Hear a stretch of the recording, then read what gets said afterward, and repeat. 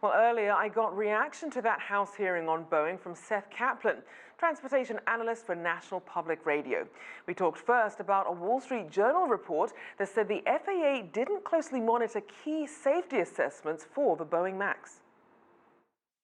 And what was interesting at the hearing was that Daniel Elwell, the current acting administrator of the FAA, didn't seem to be aware of this internal review that the Wall Street Journal reported. Kind of an awkward moment during the hearing where he and an aide both said they didn't really know what the journal was talking about.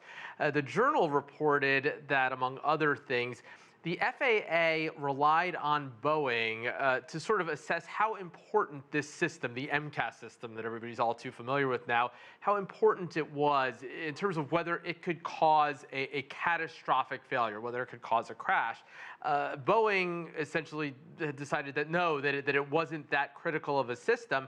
The FAA, relying on that, didn't do the same kind of review, according to this report, that it would have done with a system that was indeed critical, as this system certainly appears to have been. So how do we get to the point where the FAA becomes so much more reliant on these airlines' own assessments? Yeah, it has a program in place where it trusts companies, if they've gone through a certain process, to carry some of the load in terms of these certifications. That's not terribly unusual. Other industries, that exists too. The question is where you draw the line.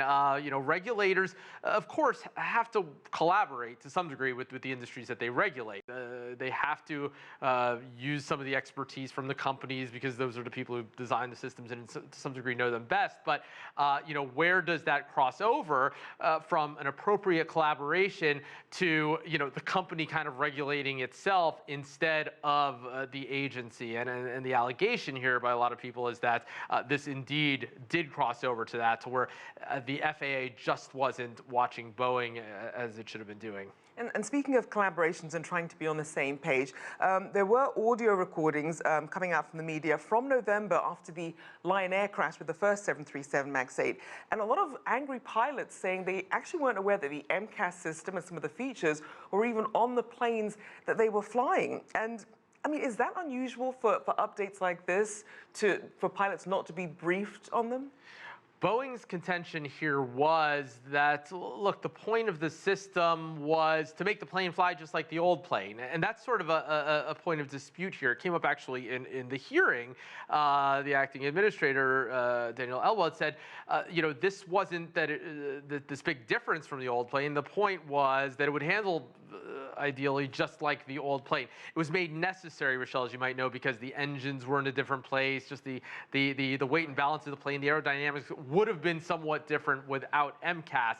But clearly here, you have these two crashes that were at least partly because of this system sort of overcorrecting for some of these problems. And that was part of the economics of the plane. Right. Boeing was sort of trying to walk this line by saying, on one hand, this is this revolutionary plane, better fuel economics and all the rest of it. But in terms of how it handles from a pilot perspective, very much like the old plane, minimal training required.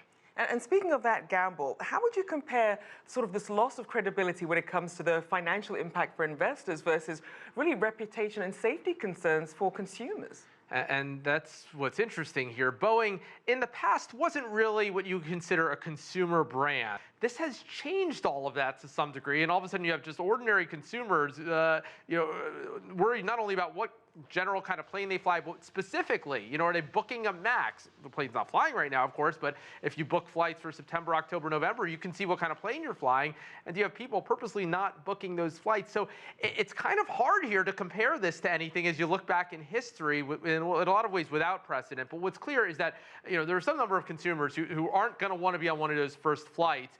So we know that Boeing has its rivalry with Airbus. We know that there are the US-China trade disputes going on. People have a lot of choices out there about who they go with. How would you say the US-China impasse is affecting Boeing on top of all this?